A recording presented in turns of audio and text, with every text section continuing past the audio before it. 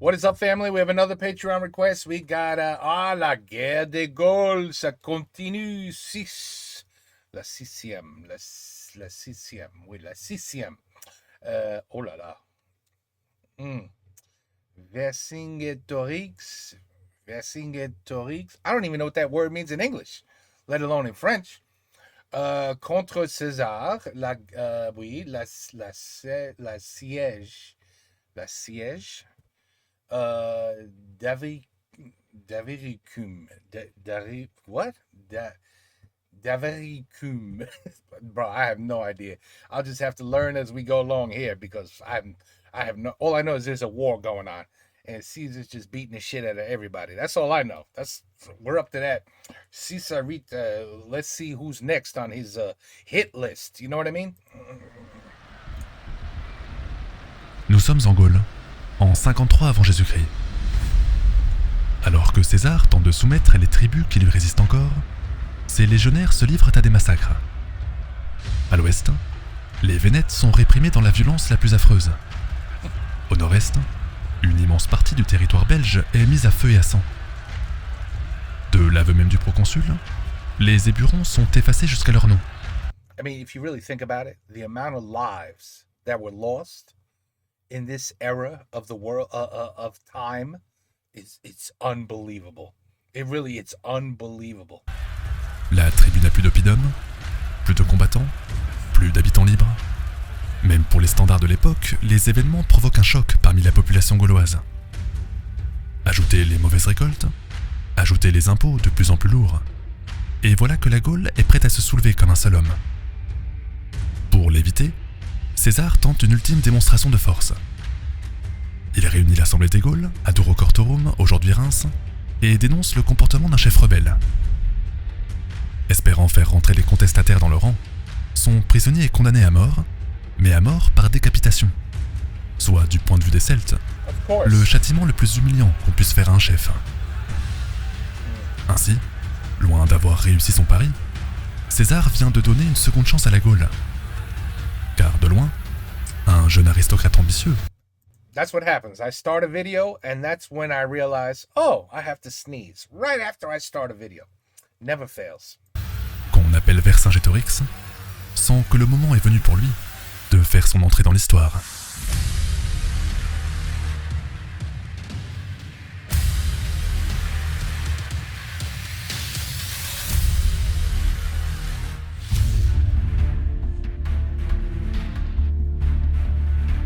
En 53 avant Jésus-Christ, les Gaulois réunis à Durocortorum sont révoltés contre le comportement des Romains.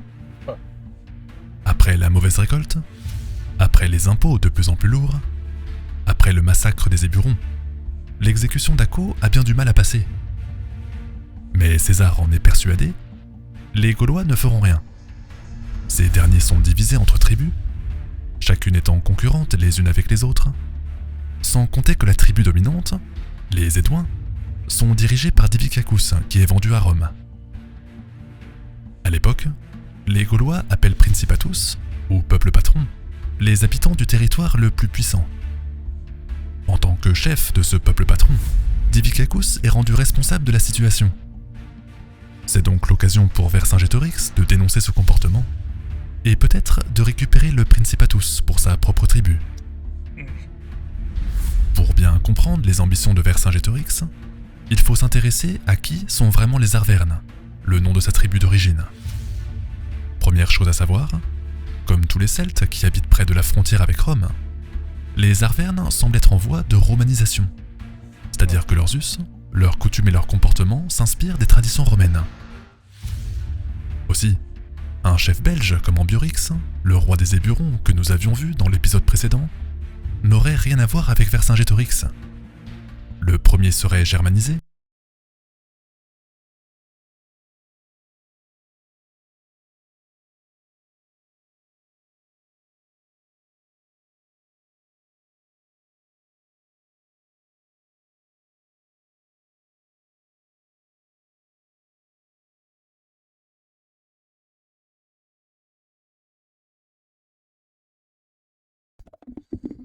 Hello? Oh, I'm back. Motherfucking piece of shit. coutumes et leurs comportements s'inspirent des traditions romaines. Aussi, un chef belge comme Ambiorix That's all fucking wrong too. Jesus motherfucking Christ, I hate my fucking life. Comme tous les Celtes qui habitent près de la frontière avec Rome, les Arvernes semblent être en voie de romanisation, c'est-à-dire que leurs us, leurs coutumes et leurs comportements s'inspirent des traditions romaines. Aussi, un chef belge comme Ambiorix, le roi des Éburons que nous avions vu dans l'épisode précédent, n'aurait rien à voir avec Vercingétorix. Le premier serait germanisé, le second serait romanisé. Il serait impossible de dire qu'ils appartiennent à un même ensemble. Par exemple, le Belge aurait sûrement porté la moustache. Il aurait eu les cheveux longs. Il se serait habillé de façon guerrière pour vous prouver sa valeur à tout instant. Chez son voisin du Sud, en revanche, la vie à la romaine inspirait le quotidien. Pas de moustache, pas de cheveux longs. Les habits étaient sûrement teintés de couleurs vives pour montrer à tous son origine sociale. Là où les Burons vous auraient montré sa force, l'Arverne vous aurait montré sa richesse et son statut. Par contre, malgré les différences culturelles, Vercingétorix aurait sûrement été jaloux de son cousin belge. Ambiorix est en effet un roi avec une couronne, alors que la plupart des Gaulois ont déjà renversé la monarchie. Comme à Rome, les tribus ont désormais un sénat, une sorte d'assemblée où l'on vote pour discuter la politique. Mais Vercingétorix n'aurait pas profité de la tendance. Dans son arbre généalogique, en effet, le jeune Arverne est issu d'une famille très noble et très ancienne. Son grand-oncle s'appelait Bituit. Il était roi quand la tribu était la plus puissante de toute la Gaule. Malheureusement pour lui, l'arrivée des Romains et leur alliance avec les Édouins, le peuple rival, provoqua un déclin rapide. Résultat, Bituit subissait une révolte, il fut exécuté et sa couronne fut supprimée. Voilà. Son neveu Septilos tenta quand même de la reprendre, mais il fut à son tour assassiné devant son fils. Vercingétorix perdait donc un père. Il perdait aussi tout espoir de retrouver un jour son héritage. No mercy, man. No, zero. No mercy back in these days. Zero. No mercy. Nobody cares what you might think. Am I hurting your feelings? Who cares? That's the whole point. I want to hurt your feelings. What a Quant au world. What a Principatus, world. il finissait entre les mains de la tribu ennemie, les Édouins. Ironie du sort, lorsque César envahit la Gaule en -58, le jeune prince est envoyé comme otage chez les Romains. C'est une façon pour les rebelles arvernes de s'en débarrasser, mais à l'époque, otage ne veut pas forcément dire prisonnier. Au contraire, un otage est aussi l'occasion de nouer des liens avec une puissance voisine. C'est ainsi qu'en -58 ou en -57, le proconsul entend faire de Vercingétorix un véritable ami de Rome. Il lui enseigne la stratégie, il lui enseigne la tactique, il lui enseigne l'art de la guerre. Pendant 3 ans, César et Vercingétorix sont contubernales, ou compagnons de tente en français. Cependant, l'ambition politique est toujours plus forte que l'amitié. En -53, quand le maître est contesté dans l'Assemblée des Gaules, l'élève repense à son destin. Son père, son grand-père, cet empire qui s'est écroulé injustement. Il aurait dû être roi, patron des Gaules, Principatus. La colère des Gaulois contre Rome est-elle l'occasion de reprendre la main sur ce destin? Dans l'immédiat, l'exécution d'Acco est une occasion pour lui de se réimposer dans sa tribu. Contre les aristocrates qui avaient tué son père, mais aussi soutenu le rapprochement avec César, il profite du climat anti-romain pour faire un coup d'État. Sur fond de promesses de libération et d'indépendance, il est nommé roi et rétablit la monarchie. Maintenant, cherche-t-il à se venger de la tribu rivale? Veut-il reprendre aux Édouins le statut de Principatus?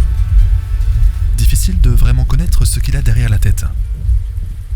Ce qui est sûr, en revanche, c'est que le nom même de Vercingétorix renferme une ambition dévorante. Ver, qui veut dire chef en dialecte celte, Sin pour le nombre 100, Géto qu'on traduit par tête, et Rix qui est une appellation romaine. Bien sûr, je savais ça. Tout le monde sait ça.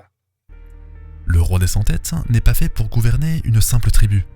Damn, Peut-être que la guerre des Gaules, c'est l'occasion pour lui de retrouver sa juste place à la tête d'un empire.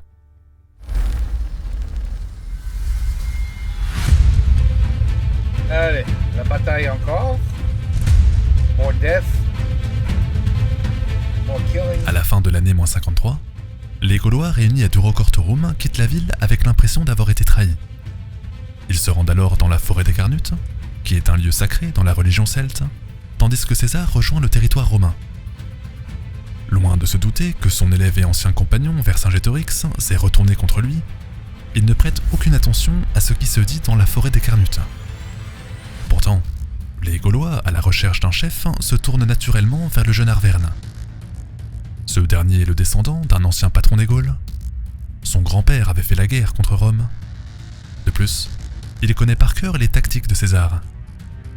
Le roi maîtrisant aussi la rhétorique, c'est-à-dire l'art de s'exprimer à l'oral, il n'a aucun mal à convaincre de sa qualité. Et fort de ce nouveau rôle, il met au point une stratégie. En janvier -52, puisque les légions sont dispersées dans le nord-est, les rebelles pourraient en profiter pour attaquer au sud. À ce titre, la ville de Narbo semble être la bonne cible. Pendant qu'elle est assiégée par les Gaulois, une deuxième armée pourrait bloquer les garnisons romaines et les empêcher de venir au secours de la cité. La seule condition, indique le roi des Sans-Têtes, c'est que tous les Gaulois participent et qu'ils participent en même temps. Problème, si les Arvernes, les Sénons, les Carnutes et la plupart des tribus habitant les bords de côte suivent le chef rebelle, les autres sont loin de se précipiter dans la conjuration. Certaines sont devenues dépendantes de la présence romaine. C'est le cas pour les Édouins, les Rèmes, les Lingons ou les Séquanes. D'autres sont encore terrorisés par les récents massacres, comme les Trévires ou les Boyens. Enfin, certaines tribus, comme les Bituriges, détestent les Arvernes et refusent simplement d'écouter un concurrent. Pourtant, au vu de la situation politique à Rome, le roi rebelle pense qu'il n'y a pas meilleur moment pour se révolter. Nous l'avions dit dans l'épisode précédent, en -56, 4 ans avant les événements que nous racontons, César avait repris la main sur la politique romaine. Lors des accords de Lucès, il s'est allié à Crassus et à Pompée pour reformer le triumvirat. L'objectif n'était plus tant de combattre les sénateurs, mais plutôt de combattre Claudius. Tout allait bien donc, jusqu'à l'année -54, quand la situation commence à s'empirer. D'abord, la fille de César et la femme de Pompée, Julia, meurt à l'accouchement. Le proconsul perd alors un lien politique très important avec le général. Ensuite, en -53, Crassus s'élance en quête de gloire contre les Parthes, mais il se fait tuer dans une embuscade. Le triumvirat est donc mort et enterré, ce qui signifie que César n'a plus d'alliés dans la capitale. Pire, en janvier -52, au moment où Vercingétorix prépare sa révolte, Claudius est abattu par son concurrent Milo dans une rixe. Les émeutes pour réclamer justice pour le tribun fou prennent alors une Jesus. Woo. Part 6 has a lot of things going on. ampleur considérable. A lot of important people died. Catastrophe pour César, la classe politique remet sa protection entre les mains de Pompée. Les dirigeants sont donc unis derrière une cause commune, ce qui permet à Caton de rentrer en scène. Be careful, Pompey. Be Pour lui, careful. le danger public numéro 1 n'est pas les émeutiers. Plutôt, la grande menace qui pèse sur la République s'appelle César. La guerre des Gaules, affirme-t-il à Pompée, ne sert que les intérêts du proconsul. Quand le Jules va revenir à Rome, il prendra le contrôle de l'État. Aussi, Vercingétorix sait très bien qu'en ce début de -52, César est au bord d'un précipice. Si Narbo tombe aux mains des Gaulois, Caton aurait une excuse pour suspendre l'autorité du proconsul et négocier la paix. Sur la base de ces arguments, les choses s'emballent rapidement. D'abord, les Carnutes massacrent les marchands romains à Cénabum, aujourd'hui Orléans. Ensuite, les Rutènes et les Arvernes font marcher une armée sur Narbo. Enfin, les Sénons surveillent le territoire Lingon pour empêcher les garnisons romaines de venir au secours de leurs amis. En panique totale, César doit parer au plus pressé. Tant pis pour ses légions, le plus important est de sauver Narbo. Il recrute alors des nouvelles troupes. Elles sont inexpérimentées, elles ne sont pas entraînées, elles sont à peine vêtues et de très mauvaise facture, mais tant pis. N'ayant pas d'autre choix que d'aller vite, César traverse les Alpes en plein hiver. À chaque homme, il impose le dépassement individuel. Il faut marcher vite, marcher le plus rapidement possible. Et contre toute attente, il y parvient. Débarquant par surprise dans la vallée du Rhône, il se porte en quelques jours sur Narbo et prend de court les Gaulois. Ces derniers, qui ne savent pas qu'ils ont devant eux une armée de gamins sans expérience, ne se risquent pas dans la bataille et préfèrent remonter vers le nord. Évitant ainsi la prise d'une cité romaine, César continue avec le bluff. Pour éviter que Vercingétorix n'attaque les Édouins ou n'assiège ses garnisons, il attaque directement le territoire des Arvernes. Coupant par le passage des Cévennes, pourtant réputé infranchissable avant l'été, il surprend les Gaulois rebelles là où personne ne l'attend. Vercingétorix est donc contraint de concentrer ses forces, ce qui permet à César de lui fausser compagnie. En février -52, le proconsul évite ainsi le piège du roi des Cent-Têtes. Et maintenant, il passe à la riposte. He always finds a way. He always finds a way. Brilliant in battle. Au début du mois de mars -52, César vient d'éviter une catastrophe militaire. Yeah. Il veut alors éteindre l'incendie en réprimant les Carnutes pour le massacre de Cénabum, avant de bifurquer vers le sud pour attaquer les Arvernes. Problème, il sait que Vercingétorix connaît la plupart de ses tactiques. La force de l'armée romaine, c'est la vitesse et le corps à corps. Mais sa faiblesse, c'est qu'elle est dépendante des Gaulois pour se nourrir. Aussi, tant que les Édouins sont du côté de Rome, César aura toujours un fournisseur en plein centre de la Gaule. Mais si Divicacus est renversé et que la tribu rejoint Vercingétorix, les soldats mourront de faim avant d'avoir atteint leur ennemi. Bref, Ouais. les deux belligérants font la course. La course pour garder ou faire basculer le peuple patron dans son camp. César marche le plus vite possible vers l'épicentre de la rébellion. Le roi des Cent-Têtes attaque les clients de Divicacus, comme les Boïens ou les Bituriges. Si les Boïens ne bronchent pas quand le Oppidum est assiégé, les Bituriges changent de camp et rejoignent la rébellion. Choqués par cette défection qui pourrait en appeler d'autres, les aristocrates édouins se posent des questions rapidement. Faut-il rester fidèle à César ? Faut-il se rallier à la conjuration ?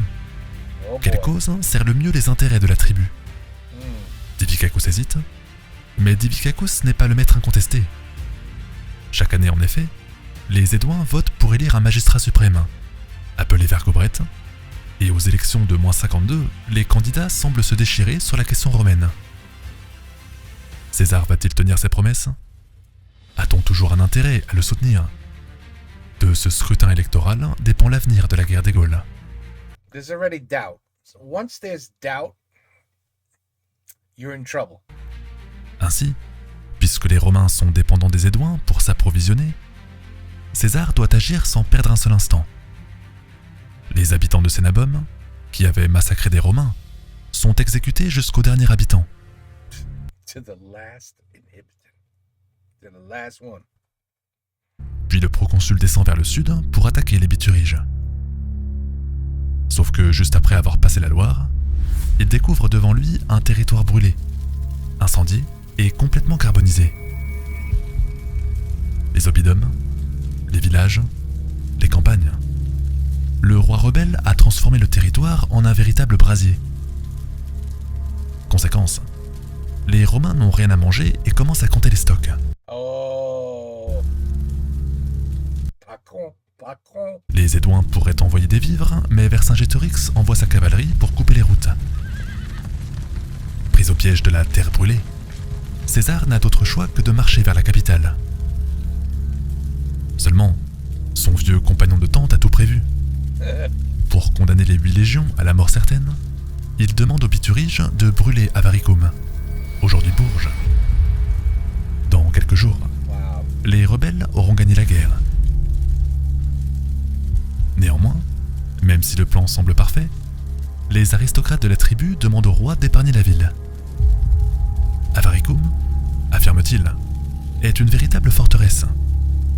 C'est aussi la plus belle cité de toute la Gaule et la brûler serait une insulte à ceux qui l'ont construite. Yeah, but it's. Hey, what's the other option? plus, avec la saison des pluies qui commence, les travaux de siège vont être encore plus difficiles pour les Romains. Dommage pour Vercingétorix, qui insiste pourtant sur le besoin de brûler Avaricum. Les Bituriges imposent leur vue lors And that's watch. That's gonna be the reason. That's gonna be the reason. du conseil de guerre. Le roi joue le jeu. Il envoie son infanterie défendre l'oppidum pendant que sa cavalerie occupe les routes et verrouille la région. Autrement dit, plus aucun convoi de nourriture ne peut parvenir aux Romains. César le sait pertinemment. Il doit prendre la capitale, ou mourir. Yeah, obviously. Pour s'emparer de l'oppidum, le proconsul a plusieurs choix possibles. Le plus simple serait d'encercler la ville avec un fossé et de contraindre les habitants à la famine.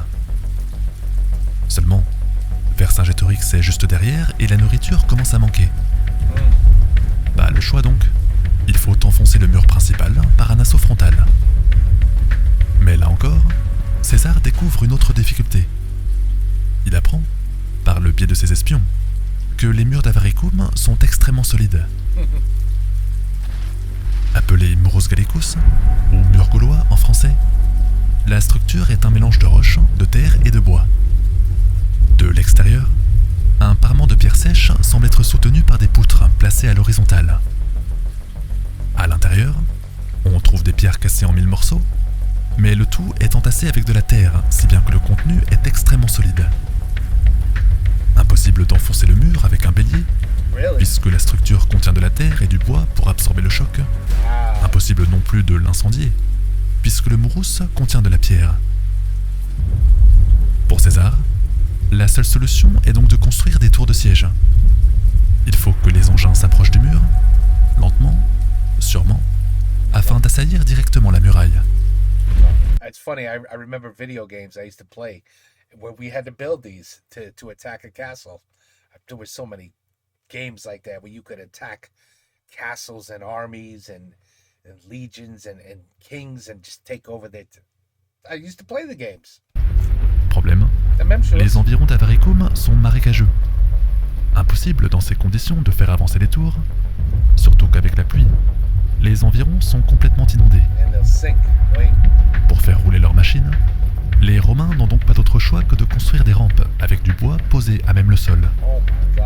Autrement dit, la moitié des effectifs est occupée à faire des travaux, et bien évidemment, les Gaulois peuvent en profiter pour faire une sortie. Wait. Anticipant, Why don't they attack the people constructing? Why don't you just attack them? They're defenseless. le proconsul dispose devant la porte d'Avaricum une batterie de scorpions. Ces engins d'artillerie antique, qu'on pourrait appeler balistes, sont conçus comme une arbalète géante. Un carreau est propulsé à une vitesse de 40 à 50 mètres par seconde, Wow. la portée étant de 120 mètres pour un tir en ligne droite, 400 pour un tir en parabole.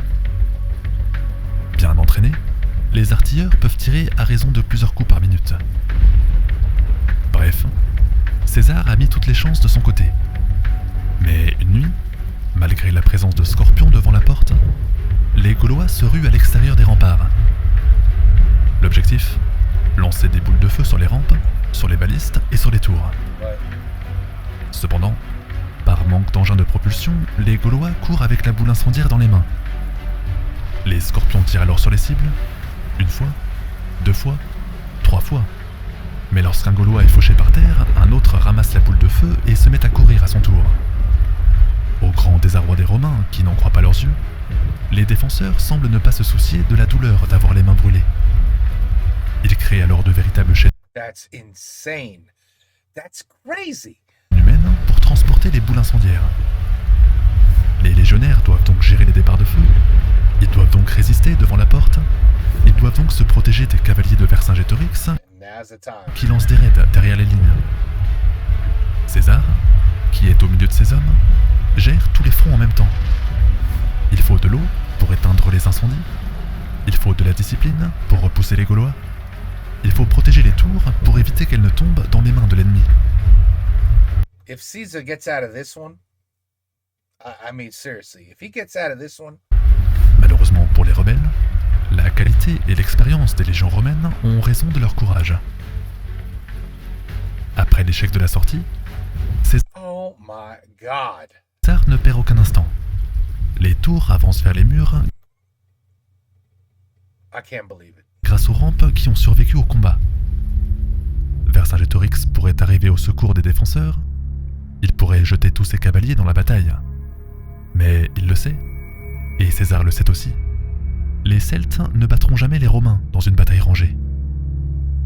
Se jeter à corps perdu dans le combat, c'est assurer la victoire à l'ennemi. Aussi, Should have burned the castle. I said it. It's gonna come back and haunt them. Should have burnt it. lorsque les Romains s'approchent des remparts, beaucoup de guerriers abandonnent les habitants et s'enfuient pour retrouver l'armée. L'agresseur s'empare alors du chemin de ronde, Voilà. les défenseurs sont encerclés, Voilà. les civils se cachent dans leurs maisons. Puis les Romains au bord de la famine se ruent sur l'ennemi. On pense qu'Avaricum avait 40 000 habitants avant l'arrivée de César. Le lendemain de l'assaut, l'oppidum n'en compterait plus que 800.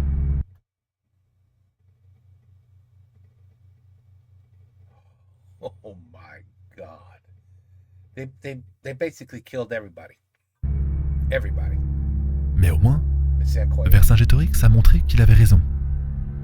La rébellion a donc perdu une bataille, mais l'autorité de son chef s'en trouve renforcée.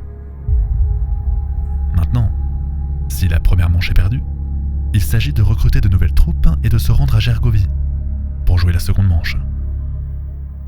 I tell you, the women must be having sex every other, every 9 months, reproducing. Every 9 months, reproducing. Because the amount of people that die and get killed, and the children and the men and the women, they all get killed constantly in this era, year after year. You would think, okay, Caesar has 8 people left in the entire region because everyone's dead. There's nobody to kill anymore, in other words. That's how much killing seems to be going on. So I can't. These stories are amazing. They really are. They're amazing to me.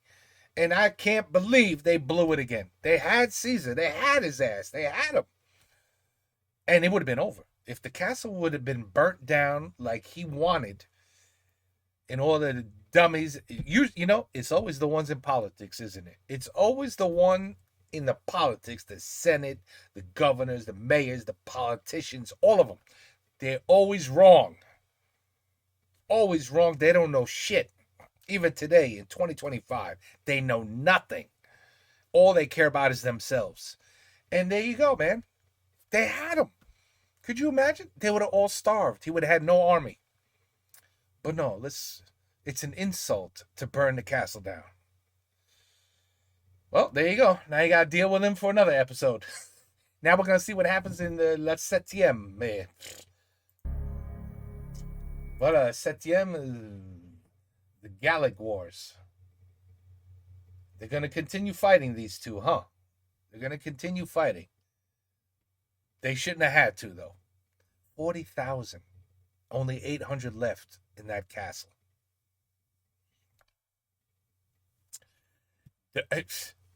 But don't burn it.